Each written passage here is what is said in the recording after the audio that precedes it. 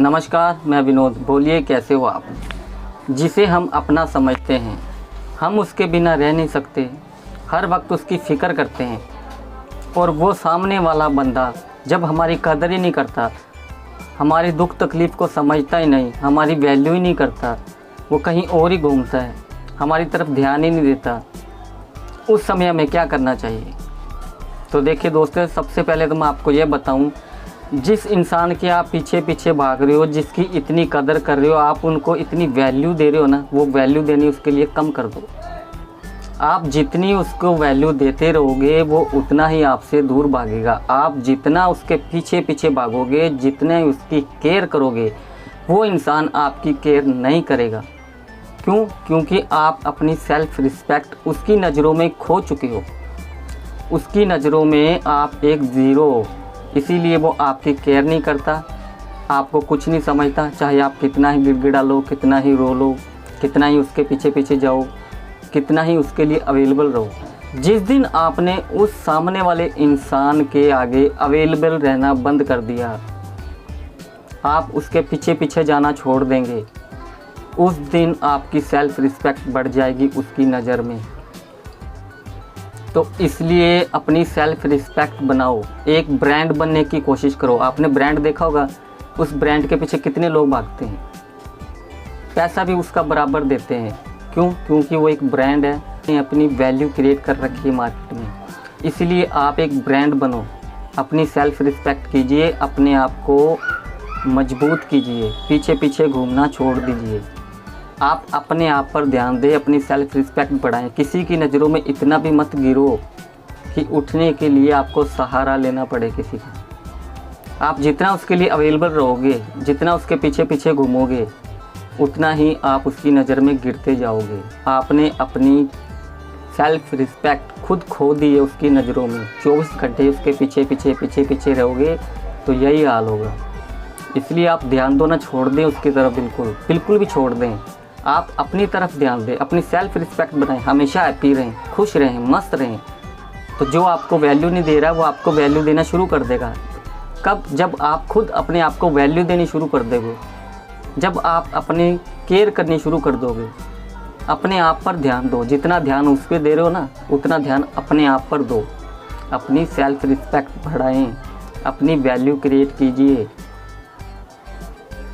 पीछे पीछे भागना बंद कर दें कि वो बात नहीं करता है, मेरी इज्जत नहीं करता है, वो तो बहुत घमंडी है, वो उसके अंदर तो बहुत ईगो है, मैं इतना कुछ करता हूँ उसके लिए, फिर भी वो मेरी इज्जत नहीं करता, मेरे को समझ नहीं पा रहा। वो क्यों समझेगा आपको?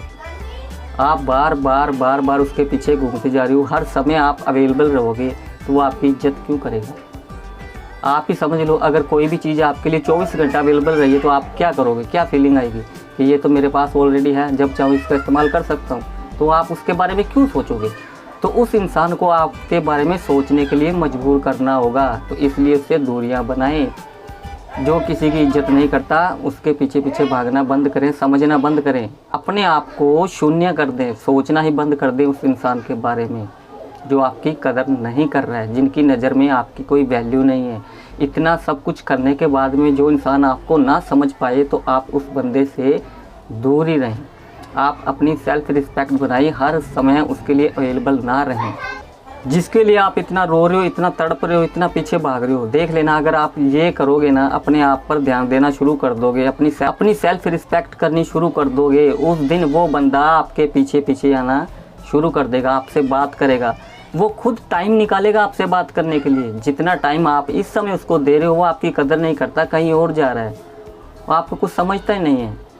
आप दिलो जान से उसके पीछे पड़े हो, उसकी पूरी इज्जत कर रहे हो, पूरी कदर कर रहे हो, पूरे प्यार में हो, पर वो इंसान आपको कुछ भी नहीं समझता। तो इसलिए आप समझ जाइए दोस्तों, जहाँ पर इज्जत ना हो,